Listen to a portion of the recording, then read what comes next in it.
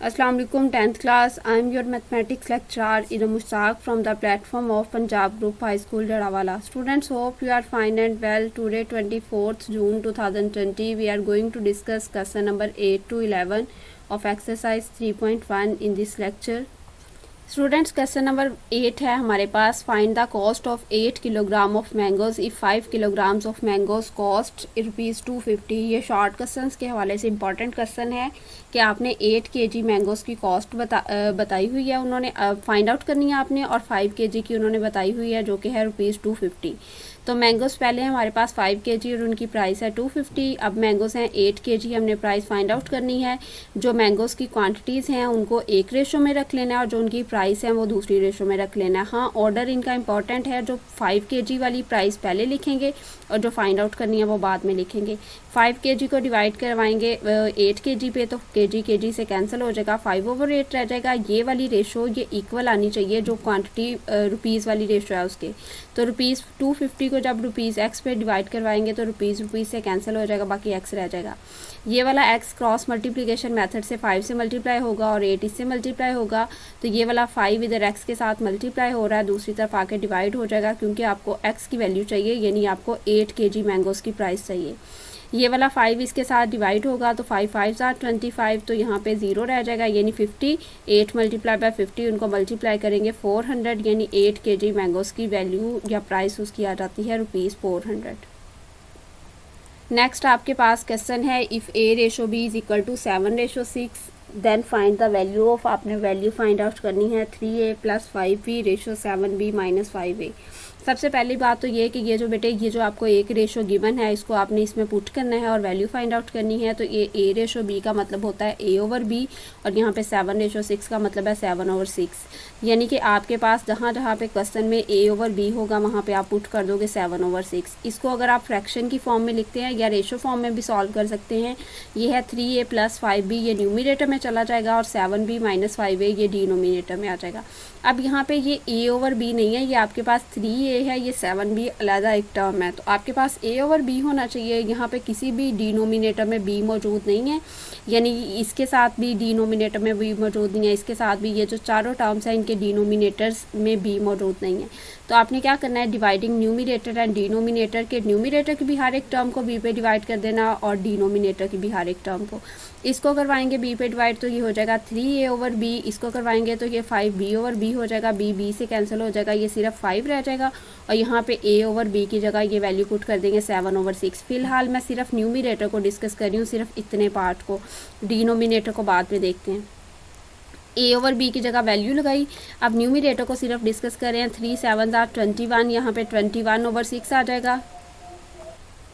ये हो गया हमारे पास 21/6. अब जो है इसका 5 के साथ एलसीएम लेना है, तो यहाँ एलसीएम लेंगे 6 ही एलसीएम आ जाएगा और यहाँ पे हमारे पास आ जाएगा 21. 6 से कैंसिल हो जाएगा और यहाँ पे ये एलसीएम का 6 नहीं कैंसिल होगा, 5 से मल्टीप्लाई होगा. 21/30 डिवाइडेड बाय 6. ये 6 कैंसिल क्यों हुआ है, ये हम डिनोमिनेटर वाले को जब सॉल्व करते हैं तब देखते हैं. डिनोमिनेटर में हमारे पास 7B - 5/A, तो इस 5A इसको भी B पे डिवाइड किया, ये B से कैंसिल हो जाएगा, यहाँ पे रह जाएगा 5A/B. यहाँ पे सिर्फ 7 रह गया. A/B की जगह वही वैल्यू पुट की 7/6. ये 5 7 से मल्टीप्लाई होगा 35 डिवाइडेड बाय 6. इन दोनों का एलसीएम लेंगे, 6 एलसीएम में चला जाएगा. यहाँ पे 6 से कैंसिल हो जाएगा -35 और यहाँ पे 6 7 42. ये जो आपके पास फ्रैक्शन के बाद फ्रैक्शन होती है ना, तो इसमें ये जो सबसे दरमियान वाली फ्रैक्शन होती है ये नीचे आके मल्टीप्लाई हो जाती है और ये वाला 6 जो होता है ये सबसे ऊपर मल्टीप्लाई हो जाता है. तो ये सबसे ऊपर वाला दरमियान वाले से कैंसिल हो जाएगा. तो इस वजह से 6 को यहाँ पे डायरेक्ट भी कैंसिल कर सकते हैं या इसको सॉल्व करने के बाद भी कैंसिल कर सकते हैं. 21 और 30 दोनों को ऐड किया, ये 51 हो गया और इन दोनों को माइनस किया तो 7 हो गया. ये आपके पास इस वाली जो गिवन था 3A + 5B/7B - 5A, इसका आंसर है 51/7. यहाँ तक बेटे ये आपका ये वाला क्वेश्चन कंप्लीट हो गया. नेक्स्ट क्वेश्चन नंबर 10 के 3 पार्ट्स हैं टोटल हमारे पास. इसमें कुछ जो है वो आपको वैल्यूज़ फाइंड आउट करने को दिया गया है, यानी फिल इन द ब्लैंक्स की फॉर्म में है, लेकिन आपने पूरा इसको सॉल्व करना है, सिर्फ ब्लैंक्स को फिल नहीं करना. सबसे पहले तो क्रॉस मल्टीप्लिकेशन के मेथड से हम इसे सॉल्व करेंगे, फिर जिसकी वैल्यू उन्होंने फाइंड आउट करने को कहा है उसे एक तरफ रहने देंगे और दूसरी टर्म्स को दूसरी तरफ ले जाएंगे. अगर वो इधर मल्टीप्लाई हो रही हैं उधर जाके डिवाइड हो जाएंगी, अगर डिवाइड हो रही हैं तो उधर जाके मल्टीप्लाई हो जाएंगी. यानी कि ये 5a ये मल्टीप्लाई होगा y से तो ये 5ay हो जाएगा, और 3x 15 से मल्टीप्लाई होगा तो ये 45 और ये bx हो जाएगा। अब हमें वैल्यू चाहिए ay की, तो 5 इधर मल्टीप्लाई हो रहा है, उधर जाके डिवाइड हो जाएगा, 5 9 45, ये आ गया 9bx आपके पास ay की वैल्यू। उसके बाद थर्ड इसका है जी 9pq divided by 2lm 18p और डिवाइडेड बाई 5m। आपको वैल्यू चाहिए इसमें 5q की, तो पहले तो इनको मल्टीप्लाई करेंगे, 5m इस 9pq से मल्टीप्लाई हो जाएगा और 2lm इस 18p से मल्टीप्लाई हो जाएगा। आपको बेटे वैल्यू चाहिए 5q की, तो 5 एंड q इधर ही रहेगा, ये 9pm इधर मल्टीप्लाई हो रहा है, इधर जाके डिवाइड हो जाएगा। यहाँ पे आपके पास 18 को 2 से मल्टीप्लाई किया तो ये हो गया 36 और plm यहाँ पे आ गया, pm से कैंसिल हो गया, बाकी यहाँ पे न्यूमरेटर में रह गया l और 9 4s are 36, तो यहाँ पे रह गया 4l। 5q की वैल्यू आ गई हमारे पास इस वाले एक्सप्रेशन में 4l। इसी तरीके से आपको जिसकी भी वैल्यू फाइंड आउट करने को कहा गया हो आप ये करेंगे, और ये सारा काम आपने नीट पे करना है। ये भी शॉर्ट क्वेश्चंस हैं, ये बुक पे तो जस्ट उन्होंने फिल इन द ब्लैंक्स की सूरत में इसको लिखा हुआ है, लेकिन आपने ये कंप्लीट नीट पे सॉल्व करना है और फिर लास्ट पे उसका आंसर बताना है आपने। क्वेश्चन नंबर 11 स्टार्ट करने से पहले हम एक फार्मूले को डिस्कस करेंगे। ये फार्मूला मैंने आपसे कल भी डिस्कस किया था। एक्चुअली बेटे जब आपके पास रेशो, ये एक रेशो है और ये वाली दूसरी रेशो है, दो रेशोज जब एक दूसरे के इक्वल आती हैं तो उसे एक तो हम इक्वालिटी के साइन से भी शो कर लेते हैं, दूसरा इक्वालिटी का साइन, ये वाला जो साइन है इसे प्रोपोर्शन का साइन कहते हैं। 9th क्लास में हम 14 चैप्टर में प्रोपोर्शन के साइन को पढ़ चुके हैं, हम इससे वाकिफ़ हैं। तो इसका मतलब इक्वालिटी ऑफ टू रेशोज होता है। तो जब दो रेशोज एक दूसरे की इक्वल हों तो एक तो इनको फ्रैक्शन वाले मेथड से, जैसे हम पहले सॉल्व करते थे कि 3x - 2 divided by 4 is equal to 2x + 3 divided by 7, उस तरीके से भी सॉल्व कर सकते हैं। या फिर बेटे ये जो 4 एलिमेंट्स होते हैं रेशो में, ये फर्स्ट एलिमेंट है, ये दूसरा है, प्रोपोर्शन में रेशो में 2 एलिमेंट्स होते हैं, ये तीसरा है और ये चौथा है। ये जो पहला और चौथा होता है ना, यानी दोनों जो साइड वाले होते हैं उन्हें कहते हैं एक्सट्रीम्स। ये ऑप्शन में भी आ सकता है, एक प्रोपोर्शन दे के आपसे पूछा जा सकता है इसमें एक्सट्रीम्स कौन से हैं, और दरमियान वालों को मल्टीप्लाई करेंगे तो वो आपके पास होते हैं मीन्स। तो आपके पास यहाँ फॉर्मूला बनता है product of extremes is equal to product of means. इस फॉर्मूले की मदद से हम अपने बाकी जो है वो इस एक्सरसाइज, जो इसकी बाकी एक्सरसाइजेज हैं इस चैप्टर की, उनको सॉल्व करेंगे। तो 3x - 2 को मल्टीप्लाई करेंगे इस क्वेश्चन में 7 से, और 4 को मल्टीप्लाई करेंगे 2x + 3 से, और ये इक्वल आ जाएगा क्योंकि ये दोनों एक्सट्रीम्स हैं और जो दरमियान वाली वैल्यूज़ होती हैं उन्हें मीन्स कहते हैं। अब 7 को 3x से मल्टीप्लाई किया 21x हो गया, 7 को 2 से किया 14x हो गया, 4 को 2 से करेंगे 8x, 4 को 3 से करेंगे 12। कांस्टेंट को एक तरफ कर लेंगे, -14 इस तरफ आके +14 हो जाएगा, 12 और 14 ये टोटल हो गए 26, 8x इधर आके माइनस हो गया, 21x में से 8x माइनस किए तो 13x रह गए, 13 उधर मल्टीप्लाई हो रहा है, इधर आके डिवाइड होगा तो 13 2s are 26 और x की वैल्यू आपके पास आ गई है 2। नेक्स्ट बेटे हमारे पास फिर जो है वो फ्रैक्शन में है लेकिन प्रोपोर्शन मौजूद है, ये रेशो है, ये भी रेशो है अलहदा, ये दोनों रेशोज एक दूसरे के इक्वल है। इसका मतलब है कि जो एक्सट्रीम्स हैं वो मीन्स के इक्वल होंगी जब उनका प्रोडक्ट लिया जाएगा। फॉर्मूला वही लगाएंगे, प्रोडक्ट ऑफ एक्सट्रीम्स, एक्सट्रीम्स कहते हैं साइड वालों को। 3x - 1/7 इसको मल्टीप्लाई करेंगे 7/5 से is equal to product of means, यानी 3/5 मल्टीप्लाई होगा 2x/3 से। ये 7 न्यूमिनेटर वाला डिनोमिनेटर वाले 7 से कैंसिल हो जाएगा, इस तरफ रह जाएगा 3x - 1 डिवाइडेड बाई 5, और इस तरफ 3 से कैंसिल हो जाएगा, इस तरफ रह जाएगा 2x डिवाइडेड बाई 5। अब क्रॉस मल्टीप्लिकेशन करेंगे, 5 इससे मल्टीप्लाई होगा और ये वाला 5 इससे मल्टीप्लाई होगा, तो ऐसे भी कर सकते हैं, या फिर ये वाला 5 इधर जाके मल्टीप्लाई होगा तो ये 5 से कैंसिल हो जाएगा और बाकी रह जाएगा 3x - 1 is equal to 2x। अब बेटे x वाली टर्म्स को एक तरफ आपने लिखना है, तो जब हम x वाली टर्म्स को एक तरफ लिखेंगे, ये 3x है, ये इस तरफ है +2x, इस तरफ आके हो जाएगा -2x, और ये वाला जो -1 है वो इस तरफ आके +1 हो जाएगा, प्लस माइनस माइनस हो जाएगा, 3x में से 2x माइनस के जाएंगे, बाकी रह जाएगा x और साइन ग्रेटर वैल्यू का, इसके साथ कोई साइन नहीं लिखा हुआ, इसका मतलब है प्लस का, तो यहाँ पे x की वैल्यू आ गई है 1। इसकी ये बात याद रखनी है कि ये MCQs में पूछा जा सकता है, यानी आपको ऐसे दे दिया जाए 3/5 प्रोपोर्शन 7:6, तो आपसे पूछा जा सकता है इसमें से मीन्स कौन से हैं या एक्सट्रीम्स कौन से हैं, या इसका फॉर्मूला भी पूछा जा सकता है। आगे हम प्रोपोर्शन की डिफरेंट टाइप्स भी पढ़ेंगे अगले वाली एक्सरसाइजेज में, तो फॉर्मूला बार बार हर एक में यही यूज़ होगा। Product of extremes is equal to product of means. ये जो हम क्वेश्चन नंबर 11 कर रहे हैं, इसके रिमेनिंग पार्ट्स में भी जो वेरिएबल है एक्स, उसको हम इसी तरीके से फाइंड आउट करेंगे, यही फार्मूला लगा के। तो इस फार्मूले को अच्छे तरीके से आपने याद कर लेना है। नेक्स्ट हमारे पास अगेन जो है वो फ्रैक्शन की फॉर्म में एलिमेंट्स मौजूद हैं, ये और ये वाला एलिमेंट, ये एक्सट्रीम्स हैं और ये दरमियान वाले दोनों मीन्स हैं। फार्मूला लगाएंगे product of extremes is equal to product of means. तो ये आपके पास एक्सट्रीम्स हैं x-3 डिवाइडेड बाई 2 और इसको मल्टीप्लाई करेंगे 4 डिवाइडेड बाई x+4 से। तो न्यूमिनेटर आपस में मल्टीप्लाई होंगे तो ये हो जाएगा 4x - 12 और 2 इस डिनोमिनेटर से मल्टीप्लाई होगा, ये हो जाएगा 2x + 8। उसके बाद ये वाले आपस में मल्टीप्लाई होंगे 5 डिवाइडेड बाई x-1, ये मल्टीप्लाई होगा x-1 डिवाइडेड बाई 3 से। चार जो एलिमेंट्स हैं इनमें से पहले और लास्ट वाले को आपस में मल्टीप्लाई करते हैं और दूसरे और तीसरे को आपस में मल्टीप्लाई करते हैं। ये प्रोडक्ट ऑफ एक्सट्रीम्स हैं, ये प्रोडक्ट ऑफ मीन्स। अच्छा, आपको पता है इक्वालिटी के लेफ्ट हैंड साइड पे जो लिखा हुआ है उसको अगर हम राइट हैंड साइड पे लिखते हैं और राइट हैंड साइड वाले को लेफ्ट हैंड साइड पे लिख दें तो इक्वालिटी पे कोई फ़र्क नहीं पड़ता। मसला ये है कि वो दोनों इक्वल ही है ना, दोनों सूरतों में जिस तरफ उसको मर्जी लिख दें। तो आप पहले प्रोडक्ट ऑफ मीन्स भी लिख सकते हैं या प्रोडक्ट ऑफ एक्सट्रीम्स भी लिख सकते हैं। x-1 से कैंसिल हो गया, बाकी रह गया 5/3। अब ज़ाहिर सी बात है हमने क्रॉस मल्टीप्लिकेशन करनी है। क्रॉस मल्टीप्लिकेशन करेंगे तो ये हमारे पास जो 3 है ये मल्टीप्लाई हो जाएगा 4x - 12 से, और जो 2x + 5 8 है डिनोमिनेटर में 2x + 8 वो मल्टीप्लाई हो जाएगा 5 से। ये हो जाएगा 3 4 12x और यहाँ पे 3 12 36, चूँकि इसके साथ माइनस था तो माइनस का साइन आ गया। 5 मल्टीप्लाई होगा 2x से, ये 10x हो जाएगा। 5 मल्टीप्लाई होगा 8 से तो ये 40 हो जाएगा। उसके बाद बेटे x वाली टर्म्स को एक तरफ करेंगे, 12x - 10x और ये -36 इस तरफ आके +36 हो जाएगा। 12x में से 10x माइनस किए तो चूँकि ग्रेटर वैल्यू का साइन आएगा 2x और यहाँ पे 40 और 36 इन दोनों को ऐड करने से 76 हो गया।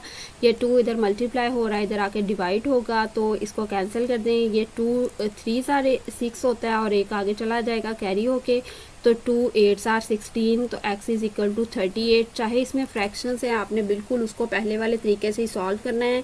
न्यूमिनेटर वालों को आपस में मल्टीप्लाई करना है। अगर कुछ कैंसिल होते हैं जैसे यहाँ पे कैंसिल होकर सिंप्लीफाई करके जो आपके पास बाकी रह गया था, और फिर वही क्रॉस मल्टीप्लिकेशन का मेथड और उस तरीके से आपने वेरिएबल वालों को एक तरफ कर लेना है, कॉन्स्टेंट वालों को एक तरफ, और आपके पास इसका आंसर आ जाएगा। नेक्स्ट बेटे हमारे पास है p² + pq + q²। ये आपके पास फर्स्ट रेशो का एलिमेंट है। नेक्स्ट x है जिसे आपने फाइंड आउट करना है। फिर उसके बाद प्रोपोर्शन आ जाता है। फिर है p³ - q³ divided by p + q, और फिर नेक्स्ट है p - q, इसका जो है वो आपके पास यहाँ पे होल स्केयर है। उसके बाद आपने मल्टीप्लाई करना है p² + pq + q² को साइड वालों से p - q होल स्केयर से। मैंने आपसे कहा था आप प्रोडक्ट ऑफ मीन्स पहले लिख दें या प्रोडक्ट ऑफ एक्सट्रीम्स पहले लिख दें, कोई फ़र्क नहीं पड़ता। यानी इन दोनों को आपने मल्टीप्लाई कर दिया, साइड वालों को यहाँ पे लिख दिया और ये जो दरमियान वाले हैं इनको मल्टीप्लाई कर दिया। अब बेटे ये जो p² + pq + q² है ये एज इट इज़ रहेगा, और ये जो p - q है आपके पास इसका स्केयर था ये भी एज इट इज़ रहेगा। इस तरफ देखते हैं ये जो p³ - q³ है ये x के साथ हो रहा है बेटे मल्टीप्लाई, इस तरफ आके डिवाइड हो जाएगा, और ये जो p + q इस तरफ डिवाइड हो रहा है ये इस तरफ आके मल्टीप्लाई हो जाएगा। तो ये वाली सारी टर्म इधर वाली, और ये जो p + q उधर डिवाइड हो रहा था इस तरफ आके मल्टीप्लाई हुआ, और यहाँ पे हमारे पास p³ - q³ as it is है। अब उसके बाद ये वाली टर्म भी एज इट इज़ रहेगी। p - q 2 टाइम्स है तो इसे हमने 2 मरतबा अलग-अलग करके लिख दिया। जब होल स्केयर होता है ना तो फिर इसका मतलब है कि उस पूरी टर्म को आपने एज इट इज़ 2 टाइम्स लिख देना। अगर दोनों का अलग-अलग स्केयर होता फिर हम उसको एक बार प्लस में एक बार माइनस में लिखते। यहाँ पे इसका दूसरा फार्मूला भी खुल सकता है, लेकिन वो फार्मूला तब खोलने की ज़रूरत है p² + pq² - 2pq जब वो डिनोमिनेटर के साथ कैंसिल हो जाए। जब वो ऐसे कैंसिल हो रहा है तो आपने इसी को 2 टाइम्स लिख देना, यानी लीनियर फैक्टर्स में ही, और ये p + q as it is. अब p³ - q³ की जगह फार्मूला लगेगा। क्या फार्मूला होता है? फर्स्ट टर्म इसमें p है और सेकंड टर्म है इसमें q। फर्स्ट टर्म आ जाएगी p माइनस क्यू, यानी फर्स्ट और सेकंड को एक दफ़ा एज इट इज़ लिख देंगे। फिर फार्मूले के अकॉर्डिंग होता है फर्स्ट टर्म स्केयर, तो फर्स्ट टर्म स्केयर आ जाएगा, फिर सेकंड टर्म स्केयर, और ये माइनस का फार्मूला हो तो दरमियान में प्लस लगा के दोनों को मल्टीप्लाई करते हैं, तो फर्स्ट टर्म है p और सेकंड टर्म है q, तो ये हो जाएगा p minus Q into P square plus P Q plus Q square. अच्छा बेटे, ये जो जितनी ब्रैकेट्स हैं ये एज ए होल, अगर यानी पूरी ब्रैकेट जो है वो दूसरे के साथ कैंसिल होती है तो डेफिनेटली आप कर सकते हैं इनको। तो ये P square plus P Q plus Q square, ये डिनोमिनेटर वाले P square plus P Q plus Q square से कैंसिल हो जाएगा।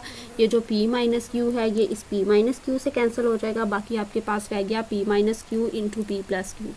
अब ये देखें साइन से चेंज हैं दोनों के और टर्म सेम है और ये आपस में मल्टीप्लाई हो रहे हैं, तो एक दफ़ा फर्स्ट टर्म का स्केयर आ जाएगा और एक दफ़ा सेकंड टर्म का स्केयर। ये हो जाएगा हमारे पास p square minus Q square. तो यहाँ तक ये आपका ये वाला क्वेश्चन भी कंप्लीट हो गया। इसमें जो जनरल फार्मूला यूज़ हुआ है, अगर साइड पे बॉक्स बना के आप वो जनरल फार्मूला मेंशन करना चाहें वेल एंड गुड, और अगर डायरेक्ट आप क्वेश्चंस की टर्म्स के ज़रिए से उस फार्मूले को शो करवाना चाहते हैं तब भी ठीक है। यानी आप यहाँ पे ये formula A cube minus B cube के लिहाज से भी लिख सकते हैं, is equal to A minus B into A square plus A B plus B square, तो भी ज़्यादा बेहतर हो जाएगा। उसके बाद बेटे क्वेश्चन नंबर 11 का आज का हमारा लास्ट पार्ट है। इसमें है 8 minus x ratio 11 minus x, ये फर्स्ट रेशो है। उसके बाद ये प्रोपोर्शन यानी इक्वालिटी, और 16 minus x ratio 25 minus x, ये दूसरी रेशो है आपके पास। दोनों रेशोज़ के दरमियान प्रोपोर्शन का साइन है, हमें पता है फॉर्मूला लगाते हैं प्रोडक्ट ऑफ एक्सट्रीम्स। प्रोडक्ट का मतलब मल्टीप्लिकेशन, एक्सट्रीम साइड वालों को, और प्रोडक्ट ऑफ मीन्स और दरमियान वाले दोनों को मल्टीप्लाई करना है। तो 8 माइनस एक्स मल्टीप्लाई होगा 25 माइनस एक्स से, और 11 माइनस एक्स ये मल्टीप्लाई होगा 16 माइनस एक्स से। चूँकि ये मल्टीप्लिकेशन है तो यहाँ पे पहले मैं इस 8 को दोनों से मल्टीप्लाई करूँगी। 8 को 25 से मल्टीप्लाई किया 200, 8 को माइनस एक्स से मल्टीप्लाई किया तो ये माइनस 8x आ जाएगा। उसके बाद माइनस एक्स को 25 से मल्टीप्लाई किया माइनस 25, माइनस माइनस हो गए प्लस, और ये एक्स स्क्वायर हो जाएगा। यहाँ पे एक्स को एक्स से मल्टीप्लाई करने पे 200 और X square as it is रहेंगे। ये जो दरमियान वाले हैं माइनस 8x और माइनस 25x, इनके वेरिएबल सेम है, तो ये माइनस माइनस प्लस 25 और 8 दोनों इकट्ठे किया तो 33 हो गए। और ग्रेटर वैल्यू का साइन जब मल्टीप्लाई करते हैं तो साइन भी चेंज कर देते हैं, जैसे माइनस माइनस प्लस हो गया तो हम प्लस ही लिखते हैं, लेकिन जब ऐड या सब्ट्रैक्ट करते हैं तो फिर ग्रेटर वैल्यू का साइन लगाते हैं। ये इस तरफ वाला सॉल्व हो गया। दूसरी तरफ वाले को देखते हैं। ये है हमारे पास 11x, 11 को 16 से मल्टीप्लाई करेंगे 176, 11 को माइनस एक्स से मल्टीप्लाई करेंगे ये माइनस 11x आ जाएगा। इसी तरीके से माइनस एक्स को 16 से मल्टीप्लाई करेंगे ये माइनस 16x हो जाएगा, minus minus plus X square. 176x और plus X square as it is आ जाएंगे। ये दोनों x वाले हैं, इनको सॉल्व किया तो ये हो जाएगा माइनस 27x। उसके बाद आपने सारे जो है वो x वाली टर्म्स को एक तरफ लिख देना है और जो कांस्टेंट है उनको एक तरफ लिख देना है। ये कांस्टेंट है 176, ये इधर प्लस हो रहा है, ये इस तरफ आके माइनस हो जाएगा 200 के साथ, और ये 33x इधर माइनस का इस तरफ जाके प्लस का हो जाएगा, और ये एक्स स्क्वायर इधर प्लस का इस तरफ आके माइनस का हो जाएगा। इस तरफ एक्स स्क्वायर खुद भी प्लस का मौजूद था, plus X square minus x square से कैंसिल हुआ। 33x में से 27x माइनस किया क्योंकि प्लस माइनस माइनस होता है, 6x रह गया और ग्रेटर वैल्यू का साइन आएगा तो ये प्लस 6x इस तरफ का आंसर आ गया। दूसरी तरफ हमारे पास है 200 माइनस 176, तो प्लस माइनस माइनस 200 में से माइनस 176 किए तो बाकी रह गए 24, और यहाँ भी ग्रेटर वैल्यू का साइन आएगा। अब क्वेश्चन में आपको वैल्यू चाहिए बेटे x की, तो x के साथ 6 मल्टीप्लाई हो रहा है। जो नंबर एक तरफ मल्टीप्लाई हो रहा होता है दूसरी तरफ जाके डिवाइड होता है। 6 जाके डिवाइड होगा 24 के साथ, तो 24 और 6 ये दोनों 6 पे डिवाइड हो जाते हैं। हम इसे डिवाइड कर देंगे, 6 1 ज़ार 6, डिनोमिनेटर में 1 रह जाएगा, और 6 4 ज़ार 24, न्यूमिनेटर में 4 आ जाएगा। आपको पता है डिनोमिनेटर वाला 1 लिखने की ज़रूरत नहीं है क्योंकि 1 मल्टीप्लिकेटिव आइडेंटिटी है, ना उसे मल्टीप्लाई करने पे कोई फ़र्क पड़ता है और ना डिवाइड करने पे, वो नंबर खुद ही आंसर आ जाता है। तो एक्स की वैल्यू आ गई है 4। तो इसी फॉर्मूले की मदद से हमने जो है वो आज के सारे क्वेश्चन को सॉल्व किए, क्वेश्चन नंबर 11 के सारे पार्ट्स को। उम्मीद करती हूँ स्टूडेंट्स के आपको जो है ये वाला चैप्टर समझ में आ रहा होगा। आज का आपका होमवर्क एक्सरसाइज 3.1 के क्वेश्चन नंबर 8 से 11 तक के सारे पार्ट्स आपने अपनी नीट नोटबुक पे लिखने हैं, और इसके साथ साथ ये तो आपको बिल्कुल आइडिया है कि मैथमेटिक्स के लिए रिटन प्रैक्टिस बहुत ज़रूरी है। तो जितना काम डेली बेसिस पे करवाया जाता है उसको लाजमी तौर पर पहले रिटन प्रैक्टिस किया करें उसकी रफ नोटबुक पे, उसके बाद आप नीट नोटबुक मेंटेन किया करें। आज के लेक्चर की क्यूरीज़ के हवाले से आप जो है वो डिस्कशन कर लेते हैं। आज का हमने जो है फार्मूला यूज़ किया है वो प्रोपोर्शन के हवाले से था। जहाँ भी आपको प्रोपोर्शन नज़र आएगा यानी 4 वैल्यूज़ नज़र आएंगी, पहली 2 के दरमियान रेशो, लास्ट वाली 2 के दरमियान रेशो और दरमियान में उन दोनों रेशोज़ के दरमियान इक्वालिटी, तो वहाँ पे फ़ौरन आप इस फार्मूले की मदद से उसे सॉल्व कर सकते हैं। फार्मूला क्या है? Product of means is equal to product of extremes. जैसे फ़र्ज़ करेंगे है A ratio B proportion C ratio D, तो इसमें A को D से मल्टीप्लाई करते हैं, साइड वालों को आपस में मल्टीप्लाई करते हैं, और जो B है उसको C से या C को B से, उससे कोई फ़र्क नहीं पड़ता, मल्टीप्लाई कर सकते हैं आप। ये जो साइड वाले होते हैं यानी A और D है, इनको एक्सट्रीम्स कहते हैं, और जो दरमियान वाले होते हैं इन्हें मीन्स कहते हैं, और ओवरऑल इसको जो है वो प्रोपोर्शन बोला जाता है। तो उम्मीद करती हूँ स्टूडेंट्स आप ये फार्मूला याद करने के बाद आज अपने क्वेश्चंस कंप्लीट करेंगे। और स्टूडेंट्स बार बार आपको रिटन प्रैक्टिस का कहा जाता है क्योंकि मैथमेटिक्स में बहुत ज़रूरी है ये, तो ज़रूर रिटन प्रैक्टिस करनी है आपने इसकी। अल्लाह ताला आप सबको अपने हिफ्ज़-ओ-मान में रखे। थैंक यू स्टूडेंट्स, अल्लाह हाफिज़।